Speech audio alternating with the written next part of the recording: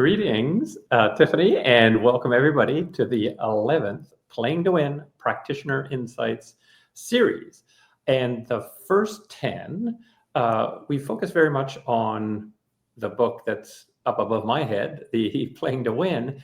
And at various points in the conversations, your great book, Growth IQ, came up in the conversations.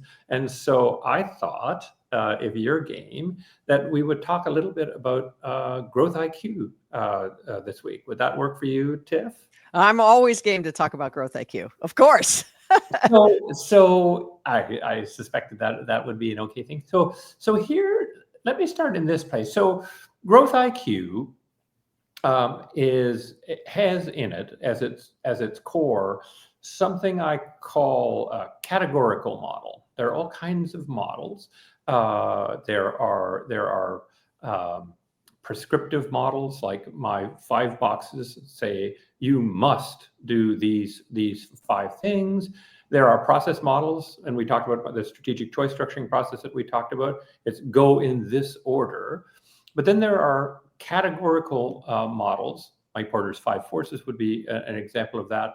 Your Growth IQ would be an example of that, which help, I think, the user by saying, you know what, before you decide what to do, you should consider this set of things, and you'll be better off if you consider these categories, because you'll have a less complete picture. Like Mike Porter with the 5 forces would say, if you don't think about substitutes, you'll get the other 4 right, but you won't really understand your industry because you haven't thought about all the things you need to think about. So it's fun and interesting for me that over time in your career, it feels to me as though you develop this sense that there are these 10 categories that, if they're growth vectors, whatever we would like to call them, that you'd kind of be foolish if you were attempting to increase the growth of your company or maintain the growth of your company and you didn't think about all of them. And is that a reasonable interpretation of Growth IQ? It is, and I would say this, like, as I mentioned in sort of the book, that Playing to Win helped me frame up what I was trying to say, like just in my mind, because it was one day specifically, I was sitting with a client, very large technology company, and they were like, look, we're the first month into a quarter. We need to turn it around this quarter. What's the one thing we can do? And I'm like, well, okay, like no pressure. Like, what's the one thing? And by the end of the day that I was spending with them, we all realized it wasn't just one thing. And that really started to solidify my thinking that people were trying to get to the goal line before they'd pick the team, practiced, come up with the plays, right? They're like, we'll figure it out and score the touchdown, from a US perspective, I guess, or score the goal, depending on where you are in the world listening to this. But ultimately, I had to come up with something that would allow them to say, before we pick that one thing, you have to know all these other things so that we make sure what decision we are making. Like you have said, and we've said in the show a number of times, it's the choices that you make. Like it's about choices. And so what is the choices you've already made 18 months ago that you're now seeing the results of now? It's hard to make a choice today that's going to give you an in-quarter change, if you will, unless it's just, I'm going to throw more money at the marketing engine to drive more into the funnel. But outside of that, without knowing those things that you have to sort of understand before you're making those decisions, I think that's where Growth IQ really started to solidify for me. Yeah. But within those 10 growth paths, I don't know if you would agree, because I know Growth IQ well as well, is there were sort of 3 that always were there, right? And it really was this playing to win. Know who your customer is. Know your customer, know your market, and sort of how you can actually make choices and win in those decisions. So the context, and then the fact that it was never just one thing, it was the combination of them. And so that's where it really started to play itself out, that know the context, know your choices, and then in what order will you make and execute on those choices or decisions will have meaningful impact on your ability to be successful. Yeah, and for me, what's most interesting about that is one, if it is about choices, it's hard as hell to make a choice about a category you don't realize exists. That's one reason why categorical models are helpful. It's like you're not going to make a choice about whatever cooptition if you didn't realize that's a category. That's one thing. But the second thing is I think in this kind of work, it's sort of a two-stage kind of thinking process, at least to me, which is you have to separate out first to be able to get your arms around things and then combine. And that's what I think you do in the book. You say, I'm going to separate growth into 10 pathways, but then I will show you how you can combine those into something that's more powerful than any one of the 10. But if you don't separate it out first, and I don't know, again, if this was your experience, if you kind of don't separate it out first, it becomes too much of a mush, and it's hard to think your way through it. Instead, you can say, well, now that I've shown you all these 10, why don't you do number 1, number 4, and number 7 in this sequence? And again, this is my outside interpretation of the book and sort of the intellectual backbone of it. But that's how it struck me. You needed to separate so that you could combine. Yeah, it was more deconstructing for me to rebuild. Yes. Right. It's like, I know where I'm trying to go. Yeah. Let me deconstruct the options we have. And then how do we put it back together in a way that allows you to either be more nimble, right, more responsive, more predictable, more scalable, whatever word you want to use in there. But what I did, and in full transparency, was I took the Ansoff matrix, which is, famous from a growth perspective, and it's 4 boxes, sell more to your existing customer of what you have, or sell something new to your existing customer, sell what you've always had to new customers, or sell something new to new customers. It was, I'm oversimplifying, but it was really those 4. And I said, okay, it's worked for 50 or 60 years. But could I modernize it now that we now have social, mobile, cloud, big data, like 24/7, online retail and commerce, which was not even on the horizon when the Ansoff matrix was developed. And so now you have all these other ways in which you can, work. One example in the book would be if you were going to manufacture something back when the Ansoff matrix was written, they would need to build a plant and have R&D and spend lots of money and have manufacturing and then distribution, and they would own it all. And it kind of kept small players out because you had to have a lot of assets and capital to do that. And then the example I used in the book was Kylie Jenner, standing up her makeup line and got to, you could argue what the number is, 300, 400, 500, $600 million very, very quickly with like 15 employees. And so why would it take years for another makeup line that's been around for 50 years to get to that first billion? It took them 20, 25 years. It took her less than 3. Yes. And so she's a billionaire. Right. But you could repeat it, right? You could just repeat it. And so it's distribution capabilities. She didn't have her own R&D. In fact, she partnered to do it, right? She had this huge, massive social media following with hundreds of millions of followers across multiple platforms.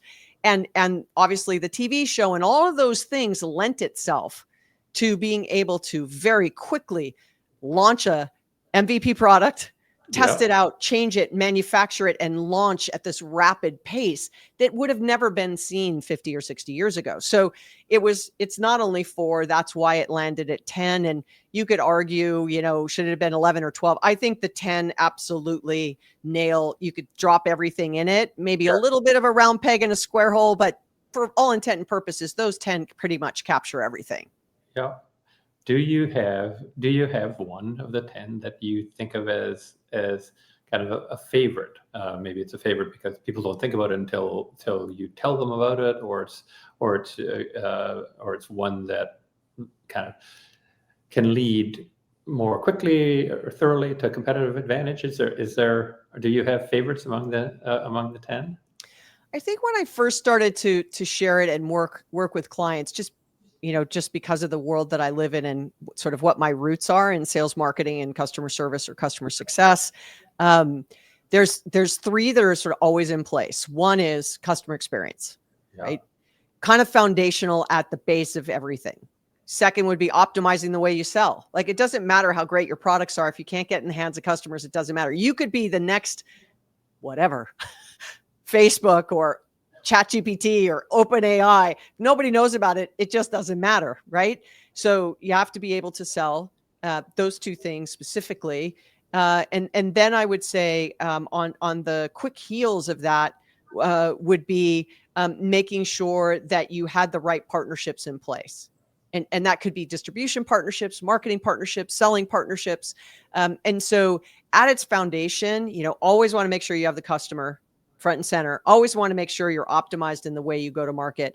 And then always making sure just absolutely that you have the right partnerships in place. And the fourth really would be taking care of those customers you have, right? Customer-based penetration, or selling more to those customers you have, because so many businesses sell once and walk away and go chase the next shiny thing. And they forget about the customers that they already have. And the example I use in the book, you might remember 10 years ago, a cellular company would be like, hey, come with us and we'll give you.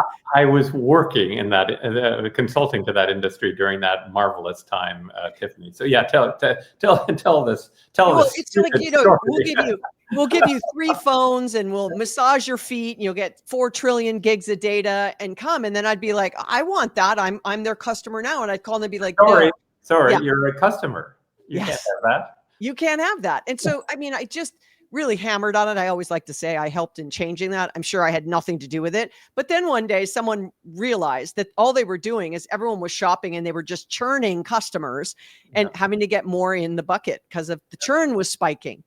So now we'll do that whether you're an existing customer or new customer. And so lo and behold, churn declines and satisfaction goes up and all those things happen.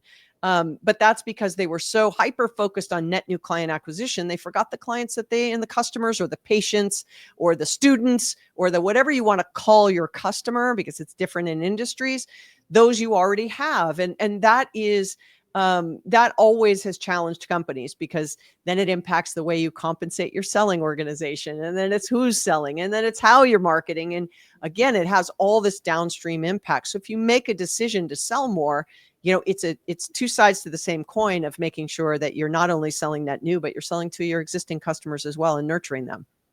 And it's you'll like this story, because it goes right to the heart of that principle of making sure you're selling to your existing customers. So, as you know, I became a dean of a business school from left field. I hadn't had a nanosecond of experience. I was a business guy hired as a business school dean, and at the University of Toronto, the faculty of management there, and the head of fundraising at University of Toronto came to see me and gave me one of the best pieces of advice I got during my entire time there. He said, "Roger, guess who your best future donors are going to be?" And I was like, I don't know, I guess like rich people or whatever. And he said, "No, Roger, your existing donors." He said that those are going to be your best future donors. Nope. We lost Roger. We lost you for a second. Sorry. Yep. We lost you. No, sorry. Yeah. So John said, your best future donors are your current donors. Said, if you take care of your current donors, show them that you're adding value with the money they've given, you're going to get more money from them, more funds from them than any new customer. So don't spend all your time chasing new customers and ignoring your existing donors. And he was right. He was right. From our, I got, just more. We raised more funds during my time there than all other business schools in Canada combined, and the biggest chunk of that was from existing donors who we made super happy with what they'd done, and they said, "Give me more." So your idea was at least borne out very much in my experience. And if John wouldn't have told me that, John Delandria, bless him. If he wouldn't have told me that, I probably would have said, well, I got to get new donors. We don't have many of them, so I've got to focus all my energy on new donors. It was wrong. So that's the happy story. The sad story is the following, and you may already know this, Tiffani, but I only learned this from being a business school dean, is sales isn't taught in business schools. You don't say. Full stop. I couldn't believe it. Like when I got there, I just thought, well, I went to some fancy schmancy business school way back when, and they thought they were too high-minded to have sales, which is dumb, but I could imagine them. But I just thought lots of other business schools, of course, have sales courses. You could major in sales or whatever. No, it's not taught.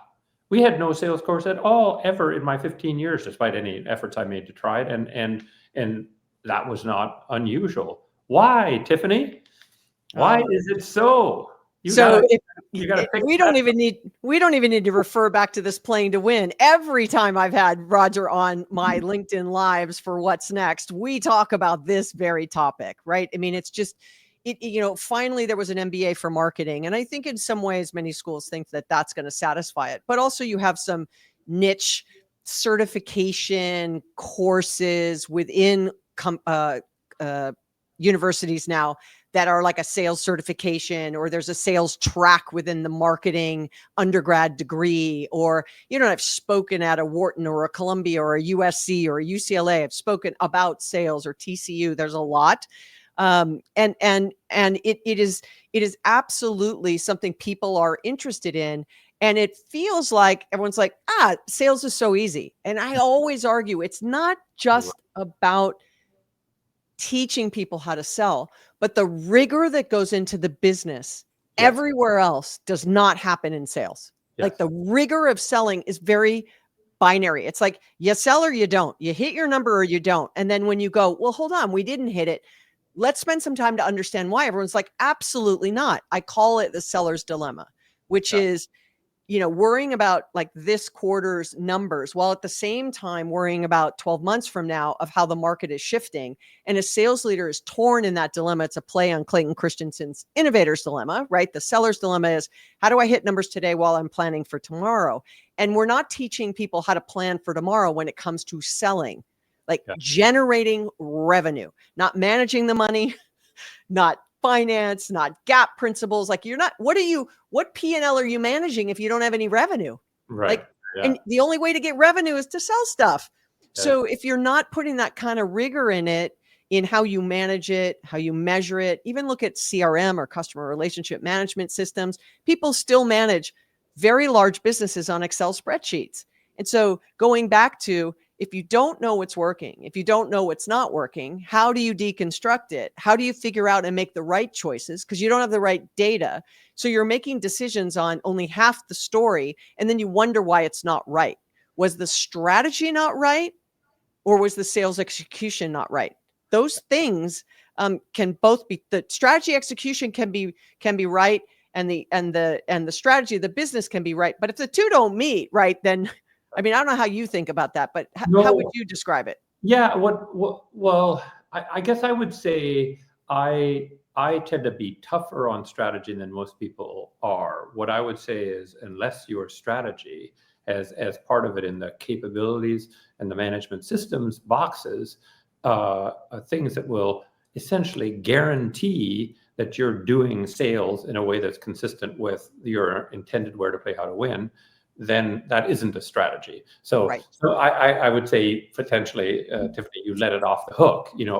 That strategy made sense, but the sales execution kind of wasn't linked to it. Well, then that's a bad strategy, because strategy contains that.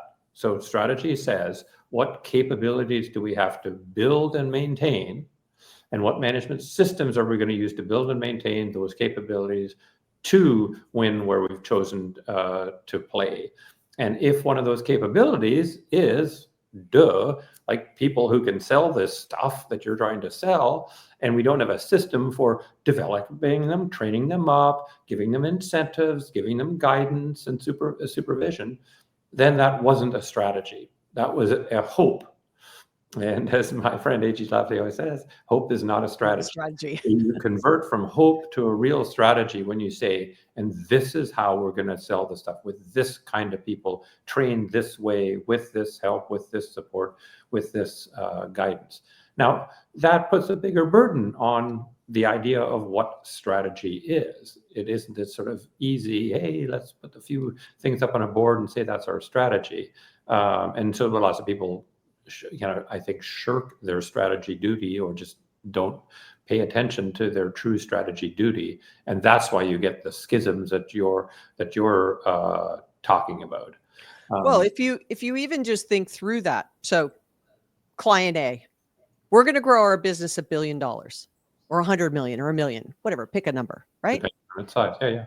So I go, and they're working on their strategy, right? They do the classic. We're going to go to our offsite. We're going to have a strategy meeting. We're going to develop the strategy, right? We're going to do that motion. Yeah. What percentage of the time do you think a sales leader is in that room? I don't mean a CEO who thinks. No, 5 to 10%, something like that. So, what percentage of the time is a marketing lead in the room? 90% of the time. I mean, okay. There's a huge schism. Well, when I was still at Gartner, I was part of the team that made the prediction. This was back in 2008. That the chief marketing officer would spend more on technology than the chief information officer. And when we made that prediction, everyone, it's like we had 5 heads. Everyone's like, absolutely not going to happen. Part of the reason we said it was not about the technology. It was about the importance of the customer in the story of how to drive growth. Yeah. And the customer now is going to become far more and more digital. Remember, the timing of this is 2008. Yeah. Yep. And buying and purchasing online, and the relationship and the buyer journey and the NPS score and the customer satisfaction and all those things which they were KPIs for executives, were now going to be driven digitally. So we fought to get the CMO at the table. Yes. Good news is, look, you just said 90% of the time the CMO's at the table, but the CMO doesn't own the revenue. Sometimes, and my joke is always, the second a CMO carries a quota, I'll back off from complaining about it, because they don't normally own the quota. They may own revenue, lead generation, and how much their pipeline is growing and all those things. But really carrying the quota is a very different game. Yep. So now the CMO is sitting at the table, but sales isn't at the table. So they come up with all this. We're going to spend this much in marketing, 3.5% of our revenue. We're going to do this from a product standpoint. We're going to do that and then they just toss it to sales. Yeah. And so sales has very little input on it. Now, sales might report to marketing. Great. So you have a little bit of representation, or sales reports to the COO. You got a little bit of representation, but you don't have the sales leader in the room. Yep. So when I used to get trapped by this, I would just say, okay, if an average salesperson can sell, I'm making easy math here, right? $1 million a year. Yep. And your quota is $10 million. I need 10 salespeople. Yep. That's if everyone's hitting 100%.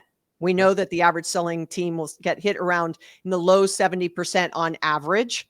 High performing teams might be in the high 70s, low 80s, but you never have an entire team hitting 100% unless your quota is too low. But so let's say, right, 10 salespeople, $1 million each, $10 million. And then they go, we got to cut costs, Tiffani. You need to only have 7 salespeople, but it's still $10 million. It's like, oh, okay, well, I can't get more out of unless something happens here. No. It's still $10 million and you're only going to have 7 salespeople. Anyone listening to this is like, oh my gosh, it sounds like us. It's everybody's conversation and everybody's fight. Yeah. That decision on headcount, budget, quota, investments, on helping sellers be more productive and efficient, especially when only 30% of a seller's time is spent selling. Yeah. There's no way that you're going to get to the number you want to get to. So if your revenue goal is X, and this is why Growth IQ, I was deconstructed it.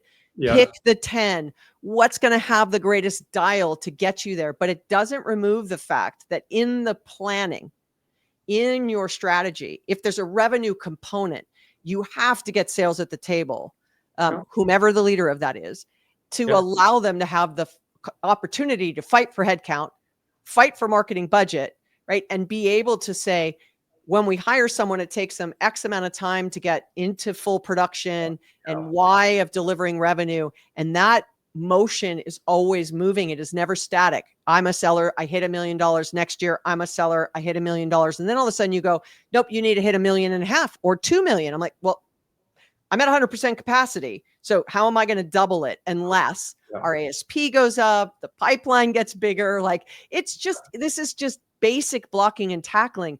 Shocking how some of the largest companies in the world, when I have that one-on-one conversation with them, they barely can answer the questions. Yeah. Well, and it's, so I see all of that, Tiffani. There's nothing about what you said that I would say I see it differently. I see it the same way.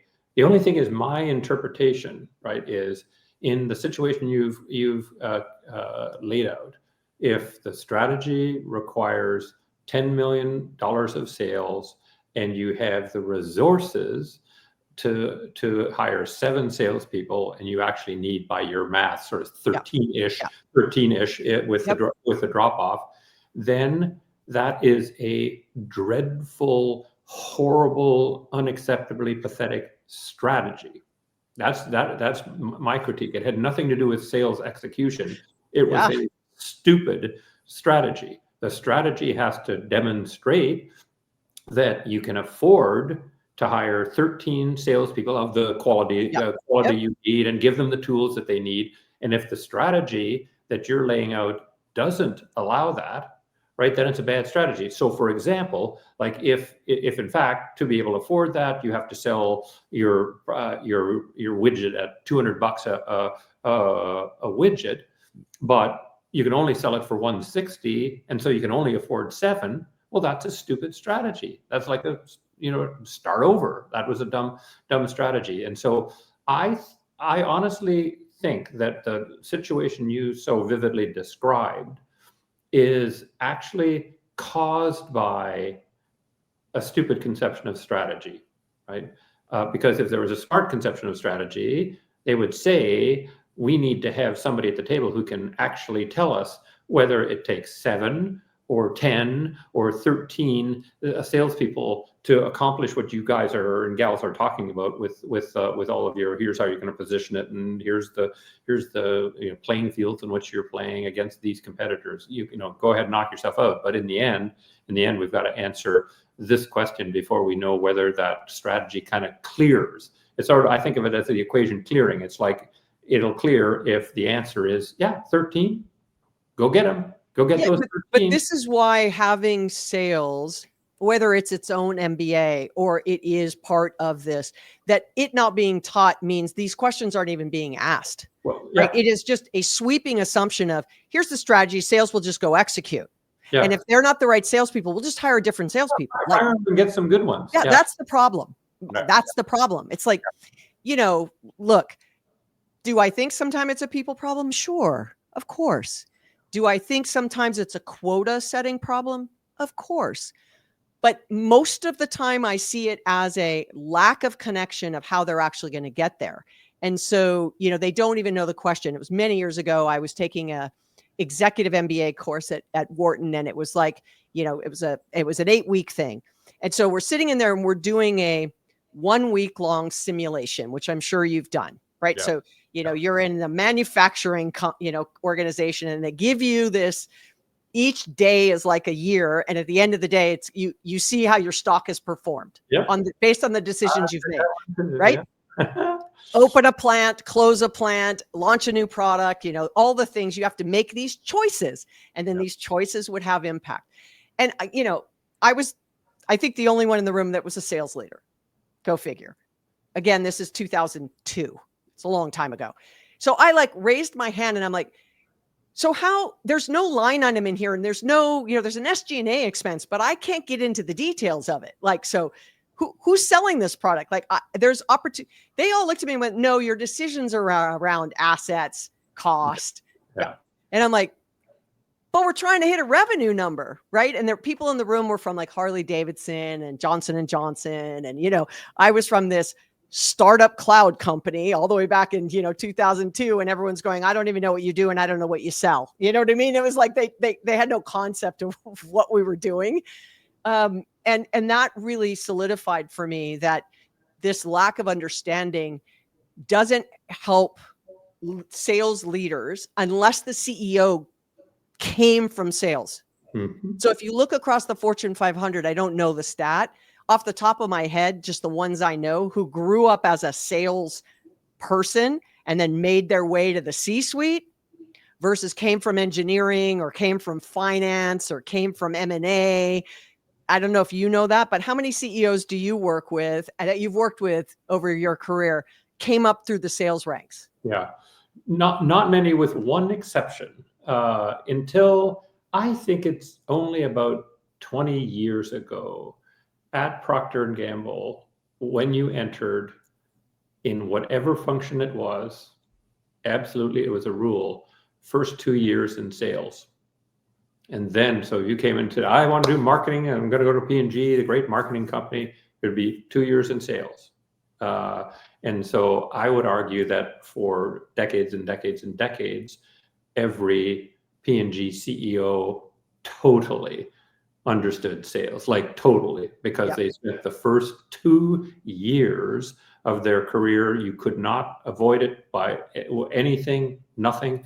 You did it. Then I think they said, well, maybe that's too doctrinaire and blah blah blah blah. And so it's gone away. But that would be a great case study, Roger. Oh, yeah. That would be a great case study of like when you had to do sales, how was performance at P&G versus when they kind of went, yeah, maybe not from there. Let's take that as an action. I think it would be fun. But I could keep talking about growth IQ, but we are almost out of time. So, I guess I'd just bring it to a close by saying it again.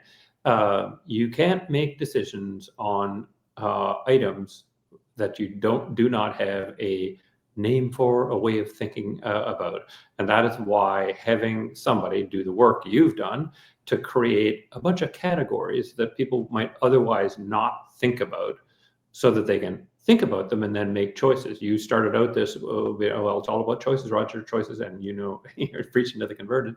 I think it's really important, and anybody, right? Like, I think anybody reading Growth IQ could do an additional thing after having read it and saying, well, in my territory, whatever I'm doing, what are the categories I need to pay attention to, and actually like write them down so that when they make decisions, like for you, you've written down the things you better take into account when you're designing your sales growth strategy. But I think it's a general, for what it's worth, I think it's a general lesson to say categories matter, and categorical models are an important tool to help people. It's not completely unlike the Adwal Gawande, the checklist manifesto. If you're going to not kill people in the operating room, have a checklist of things that you better pay attention to before you start cutting, slicing, and dicing. And so I think it's that for me is the lesson that comes out of this. So thank you for sharing your thoughts and wisdom with us, and thanks for this fun conversation on the book. Yeah, thank you so much. Thanks everybody for joining us. If you haven't picked up yet, we have 10 previous shows. We've been walking you through Roger's book, Playing to Win, and his great thinking, diving a little bit into Growth IQ, but always open to your feedback and comments. They've been really fantastic. Thank you for all the support and shares and continuing dialogue that you're having with us online. But we'll look forward to having you join us again next time. Thanks so much, everybody. Bye-bye.